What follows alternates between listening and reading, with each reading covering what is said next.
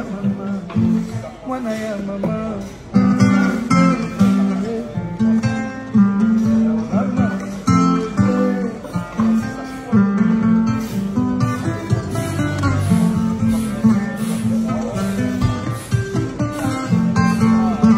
Na kati ya matonge auberge na biso ezali wana pona ba séjour na bino botala ndenge mama Bijou abongiseli bino place ya kitoko ya kolia place na biso ya détente toza na malewa oyo tolambaka kitoko na kati mama Nadine azozela bino botala tokoti na appartement numéro 5 oyo mama Bijou alobaka chambre ya pamba.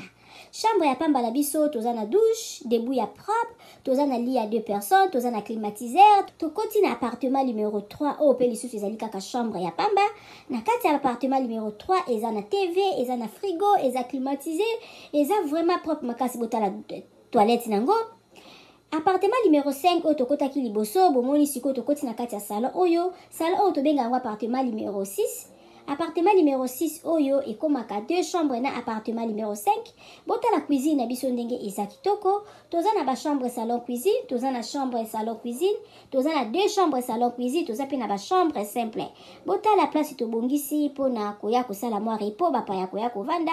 Botala appartement na biso ndenge eza kitoko. Appartement numéro 1 oyo tokoti na kati ezali appartement moko donc eza na rez-de-chaussée, eza na $40 par jour. Soko koya ko wumela mama Bijou alobi kobanga te mama Bijou sololaka na ye kitoko. Botala appartement na biso ndenge eza kitoko. Botali toza na salle à manger, botali bakiti na biso ndenge ezali propre, botali cuisine na biso ndenge eza kitoko, ndako na biso eza kitoko, sécurité eza assurée. Mama Bijou alobi benga ngai okozala jamais d'ici. Botala ndenge mama Bijou abongiseli bino ba appartement na biso.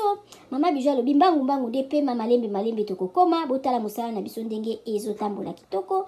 Mama Bijou alobi toza na problème ya maïté, toza na problème ya courant, toza na départ unique, toza na groupe. Appartement na yo, appartement na biso tobandi à partir ya $15 seulement aux 8 chambres na yo ya kolala ya bien.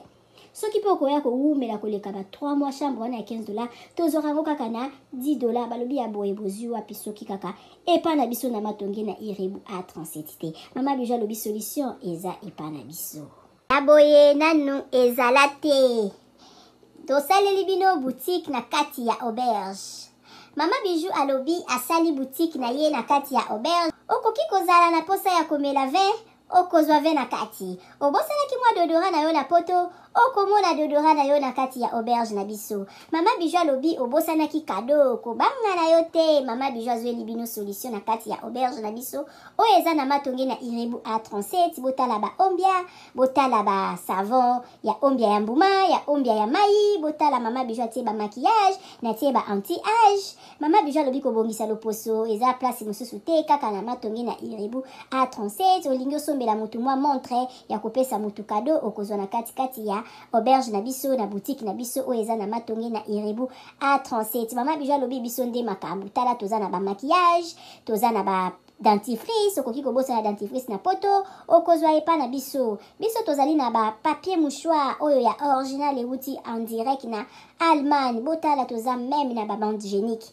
Mama Bijou alobi boutique na biso nde makambo. Boutique na biso eza na matonge na Irebu A37 okoki kobosa na yo chargeur na yo na poto kobanga na yo te. Mama Bijou atie tina ba chargeur pona ko charger téléphone. Mama Bijou akanisi bino na nyonso toza na ba coton-tige, toza na nyonso okoki kobosa na eloko na poto kobanga te kaka place okolala place okosomba biloko epa na biso totekaka pirate te. Botala biloko na biso ndenge eza kitoko.